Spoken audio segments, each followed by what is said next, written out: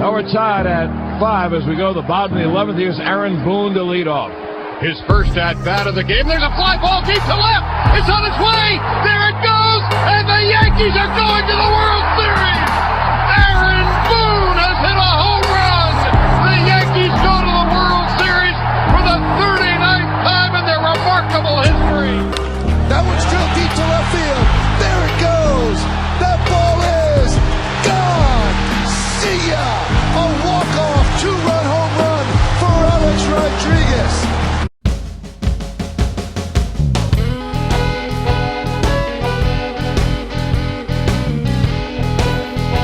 Hi everyone and welcome to the Bronx Benchwarmers Podcast. I'm Charlie. I'm Max. And we're just two friends having conversations about Yankees baseball, so let's dig in.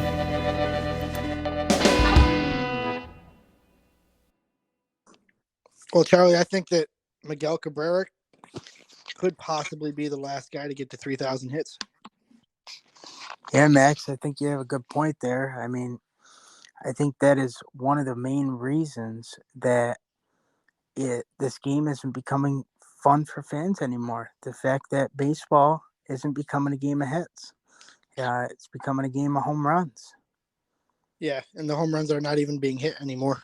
When you start shifting, moving players around the field, guys are getting anxious to hit the ball over their heads, and they're swinging and missing. It's resulting in strikeouts, balls not being put in play. And I think that baseball, is losing fans because of this. Oh, of course. I mean, back in the day, when I was a kid, I used to go to Yankee Stadium a bunch, and I loved seeing the home run ball, but getting hits is a big part of it. Seeing guys on base, stolen bases, all the aspects of the game that, make baseball what it is made that the game for years, now it's either home run or strikeout. And I read this interesting stat the other day on MLB.com. It said that strikeouts are up, and 30% of the time, a batter either strikes out or walks over the last 3 years. Isn't that crazy? 30% of the time? 30%. So that's almost a third of every at-bat in the major leagues results in a strikeout or a walk. Yeah, so a third of the game for a fan that buys a ticket to go to the game is watching nothing happen. Exactly. Yeah, I mean, you're going to the stadium to see excitement, and there's not a lot of excitement happening.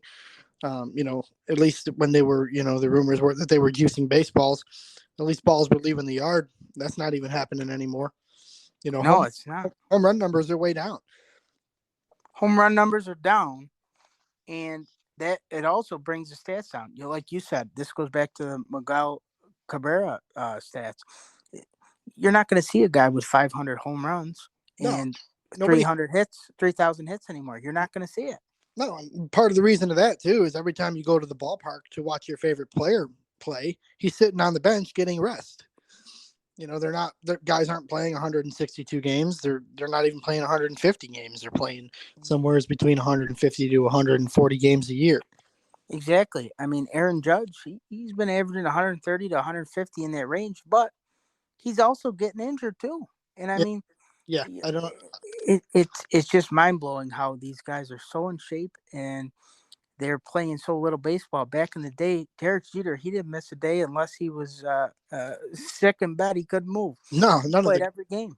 None of those guys did. A-Rod, and I mean, think about when we were kids watching Bertie Williams and Jorge Posada and Derek Jeter and Alex Rodriguez. When were they not in the lineup? They were in the lineup every day. The Yankees lineup was the Yankees lineup. I mean, I can remember it like it was yesterday. It was Jeter leading off and Posada batting second, or Bernie Williams batting second, Posada third, Giambi was batting fourth, A-Rod was batting fifth. It was the same lineup every day. Yeah, and today you could go to the game, make a trip all the way down 4 hours from upstate New York to New York City, and to watch the Yankees play, and your favorite player, Aaron Judge or Stanton, they're not even in the lineup because the manager decides, today we're going to give them a rest. That didn't happen back 10, even 5, 6 years ago. That didn't happen. You're right. Even going back, 4, 5, 6 years ago. This seems to be a new thing. This resting players thing seems to be a new trend in the game, trying to get guys to last longer, for the season. But I don't know what benefit that has for the fans or what benefit that has for the game. If I go to a baseball game, I want to see my team out there on the field. I don't go to the game to watch a kid who got called up from AAA play ball. You go to the game to watch Aaron Judge try to hit a home run or Stanton try to hit a home run. I'm not going to spend $200 or $300 on a ticket to go to a game and your guys aren't even playing. Exactly. And I don't know. It seems like every single game I've been watching since the beginning of the season 2 weeks ago, the Yankees, including every other team in the leagues too, they don't have a consistent lineup. You don't know who's going to be in. You don't know who's going to be in the field, what position. One day Stanton's a DH, the next day he's in the field. Judge is out one day, the next day he's in the field and he's batting. The next day he's DH. It changes every single day. Yeah, I mean, we're 15 games into the season and we're resting players like they've been playing for 6 months already. Exactly. And this relates to our whole reason, our whole point of this podcast here is that this game is not becoming fun anymore. It's not fun anymore. And it's the players might like it. It's easier on their bodies, even though they're making millions of dollars more. But the fans, it's not fun. Yeah, think about like being a diehard fan though and trying to take somebody younger to a game and try to tell them how much fun it is, and then you go to the game and there's 20 strikeouts. Out of 27 outs, 20 of them are strikeouts, and the rest are pop ups, ground outs. Your occasional walks and stuff, but guys aren't even walking like they used to.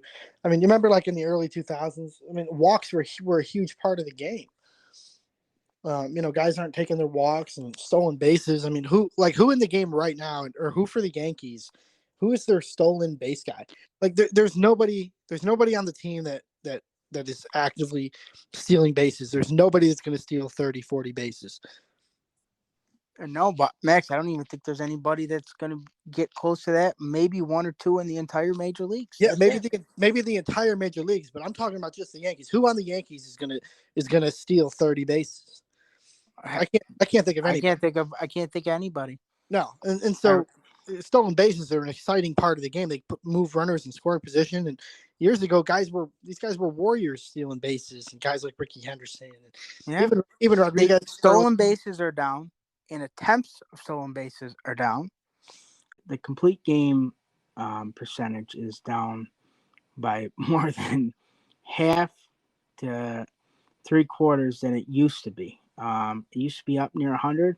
Now it's 34 games last year. In a full 162 game season, there were 34 complete games in the major leagues. I think that stat is just mind blowing. It shows how much these coaches are babying these starting pitchers. I mean, that's 162 games times what, 32 teams? Yeah. Yeah. So 100, so all those games started, and we're talking about having 30, just 30 complete games thrown. I remember when I was a kid, I don't have the stats to back it up at the moment, but Roger Clemens, it seemed like he would throw numerous 5, 6, 7, 8 complete games in the season. Yeah, I remember the same thing. I remember everybody doing that. Exactly. Or at the very least, it was like you're going to throw your 7 innings, then you're going to have your setup guy in the 8th and your closer in the 9th. Oh yeah, if Randy Johnson didn't throw 7 innings, even on a crappy night, there was something wrong with him. Yeah, I mean, how many years did we watch somebody throw 7 innings and Tom Gordon come in the 8th and then Mariano close it in the 9th inning? I mean, for years we watched that happen. That was the formula. Yeah, and you know what? Bullpens are so deep. Yeah, I understand they got the bullpen. It's good to save some arms and stuff, but to rely on 4 or 5 guys, different guys in your bullpen every night from the 6th inning on, or even 5th inning on, it's tiring. It really is. And you're taking up, don't forget, once the playoffs start and they trim that roster, I forget how many guys are on that roster, but they trim in a good amount. And you can't, I mean, to take your entire roster and put it just in the bullpen only. That leaves a lot of room for where you could have had backup pinch hitters. You could have guys for stolen bases. You could have guys for anything else, but you're relying on your bullpen. Yeah, it seems like the new postseason formula is like, stacking your bullpen as much as you can and then bringing in a guy that can steal bases. That seems to be the new thing in the postseason, at least. I know. So another point I want to cover is probably the most hated thing in baseball by fans. Started last year, and it's probably my most hated thing, is the ghost runner in the extra innings. So what do you think about that? I mean, just play baseball. I don't understand why we have to have a ghost runner. I mean, when has there ever been a ghost runner ever in the history of the game? I don't think it does anything for the game. I don't think it adds excitement. I don't see a purpose for it. No, the only thing it does is it speeds up the game. Yeah, and And I which know. Major League Baseball is so they're just so focused, and they've been harping on this for the last 5, 6, 7 years about shortening the game. That's all they care about.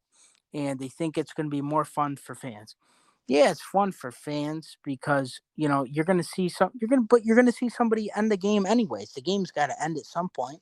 So either the home or visiting team is gonna you're either going to see a walk off or you're going to see a go ahead run in the top of the extra inning. But doing it the old fashioned way, that's when people relied on stolen bases, walks. Now they don't care. They just say, okay, there's a guy in second base. I'm going to swing out of my shoes and see if I can hit him in. Yeah, and most of the time these guys are getting left on the bases, and we're playing 12, 13 innings. I mean, Yankees did that from the first game of the season. They played 11 innings, starting with a guy on second base, and couldn't move him over to third. Yeah, and that blows my mind as well. I mean, don't get me started on that, but I just can't believe that you're going to allow, a fake aspect of the game like that, a ghost runner to go on base. I mean, I understand. I don't understand having one at all, but at least put him on first base. You know what I mean? Yeah, But yeah. I mean, second like, base, I think that rule came into play like what with the COVID rules, and like in 2020, they were trying to speed up games and get guys off the field quicker. So like I understood that, but I don't think there's any reason for that rule to be hanging around. no, and most players hate it, but the Players Association during the lockup this year, they actually voted on bringing that back, and I was surprised. But I read a couple articles on MLB.com, and one of them was saying how the players want it because they don't want these long games. They're sick of the long games as well because their bodies are tired. They want to get through these games. I understand it, but when you're making $30 million a year, you can play a couple extra innings. It's for the fans that are there to watch. Yeah, I don't know like when the whole conversation about guys needing rest and being tired, when that really started. It seems like a new thing, but I don't remember it ever being that way before. No, yeah, I mean back in the day when we were kids, these players played more. They played harder. They played longer games, tougher games, and they got injuries. They played with injuries, I and mean, they played longer seasons. Everything, and they got paid half as much as these guys are paying now. yeah, I mean, it seems to me like, I mean, some of these guys are like protecting their bodies instead of maybe giving up their body for a ball that we used to see, Williams die for, O'Neill die for in the outfield. It seems like a couple times, like last week, that Judge and Hicks and Gallo just kind of came up short on a ball or didn't give 100% effort, didn't dive. And I think it's because they're worried about hurting their bodies and not making it through the season. But if you're on the field, you have to give it 100% when you're out there. Oh, 100%. Yeah, exactly. You have to. Another thing I want to ask you is, what do you think about the mound visit restrictions and the whole pine tar / sticky hand issues that we got going on? I think it takes away from the game. I think fans, back when I was a kid, you loved it. I mean, I loved it when a pitcher would get rattled late in the game at Yankee Stadium against the Red Sox, and the Red Sox pitching coach would come out, and the fans would heckling him, boo him, and that was a fun part of the game. Now they only get 5 or 4, I forget how many a game. That's ridiculous. Yeah, I don't think there should be a restriction on that. I mean, they're talking strategy, they're talking over pitches. I don't see a reason to try to cut that out either. I mean, I don't know. It all kind of leads to the same thing to me. They want to now they're talking about having robo lumps and stuff like that, or making strike calls, but that to me takes away from the robo lumps conversation. To me is where I draw the line. I just think baseball is baseball, and the umpire is part of the game. I mean, how many times have we watched games where you're yelling at the umpire on TV? That's part of the game. That's part of the fun. I mean, half the reason you go to a ball game is to hope that somebody's yelling at an umpire. I mean, Exactly. like what's the biggest baseball news story out of all the things that are going on in the game and all the great players and everything? The top conversation, like it seems today at least, was Angel Hernandez calling Kyle Schwarber out on an outside pitch, and Exactly. And Kyle Schwarber Schwarber, going ballistic on him and screaming and yelling. exactly. I mean, that's part of the game. That's part of the fun. I mean, what would we talk about all the time if we didn't have Angel Hernandez to talk about? I know. I mean, that's part of the game, and I feel like this game is becoming more of a manufactured game. They want it to go a certain way. They want it to be, 2 hours and 30, 2 hours and 40 minutes, 45 minutes. They want it to be a certain amount of pitches. They want everything to go smooth. In my opinion, if you want to speed up the game, speed up the commercial breaks. But they won't do that, will they? Because they're No, getting money. exactly. They're getting advertisements. But that's the way to speed it up. You got guys up there. If I read an interesting article yesterday on this, most of the pitchers, they throw their first starting pitcher, at least, and bullpen actually, they throw their first inning of work in the bullpen. What do you mean by that? They throw their first inning in the bullpen where they'll throw 20, 30 pitches while they're warming up to simulate a full inning pitch. I used to do that in high school when I pitched. Oh yeah. And if that's the case, they're already warmed up. Most of them, they don't like to go out there and throw an extra 10 pitches. No, I mean, do you remember warm up. Garrett Cole's reaction when they were like right before the first inning of the year, before he went out there and Billy Crystal was out on the mound throwing out the first pitch, and he kind of held up the game for about a minute. Remember Cole's reaction in the dugout? He was screaming and swearing. Yeah, he's complaining about 4 minutes. So these pitchers want to get out there, throw their inning, get back in the dugout, and put a jacket on their arm and get the game over with. If they're trying to speed up the game for fans, they should speed up the warm ups in between the innings. Speed it up. It'll get more viewers on TV too. Before you could go make a whole meal while you're waiting in between an inning. Yeah, that's true. That should be what they should look into, not all these other stupid. Oh, we're gonna visit, do mound visit restrictions. How long does that mound visit take? A minute, maybe two tops. Yeah, and then what umpires have always done over the years, if it gets too long, they walk out and they break it up. Yeah, but it's not like they're having 15 of them a game. No, they're not. No, they're not. And if if it's too long, they'll break it up, and that'll settle it. We don't need that just doesn't. That's part of the game. Think about how many times Veritek would go out to the mound with Boston, and then instantly the fans start booing him. Exactly. I mean, that's fun for the fans. It just seems like there's so many things that they're doing. It's not the fun. Instant replay is another big topic. I don't want to dive too much into it, but sometimes it's good in situations. Umpire makes, they make mistakes, and it does benefit everybody's fan base. It benefits at some point or another since they, initiated this maybe 5-6 years ago. But in my opinion, I think that people like that aspect of the game where, if you got a home crowd and that umpire saw it as an out and it was real close and it might have been safe, doesn't matter. You got the call. That was part of the game. You could never overturn it. Now all of a sudden you get several replays, and it's really, they want to review everything. They want to. You're gonna review every game in history. I'm sure there's been a lot of games where, where a team caught an advantage, off of an umpire's call. I also saw an interesting article twice last year in the course of the 6 or 7 month season of the MLB.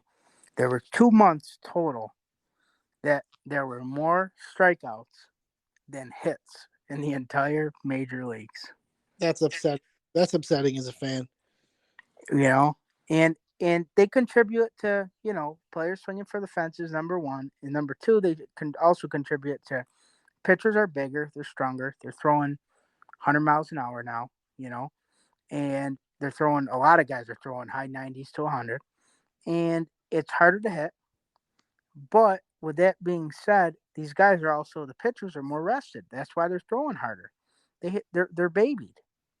Randy Johnson throw high 90s, but he probably could never get to that 100 because he was throwing 120 pitches a night. Yeah, and he was a workhorse too. When he was pitching for the Yankees, and You there's yeah. I mean, I think Garrett Cole is a workhorse. I think that they give him a short leash sometimes. Yes, but Max, as a pitcher, if you go out there knowing that you're only going to throw 80 pitches tonight, you're gonna be gassing from the beginning. You're gonna be throwing harder because okay, I don't have to go 120 tonight. I only got to go 80. Definitely, yeah. And You're gonna be throwing harder. yeah, you have to. In that case, you have to. But I mean, I just remember pitchers just being workhorses and just going out and they were throwing 120, 130 pitches, and that was just I think that's fun for fans. That's something that the fans love. Yeah. Well, the last thing I want to touch on is the shift. I know we talked about in our first episode with analytics, but I think the shift is also destroying the game.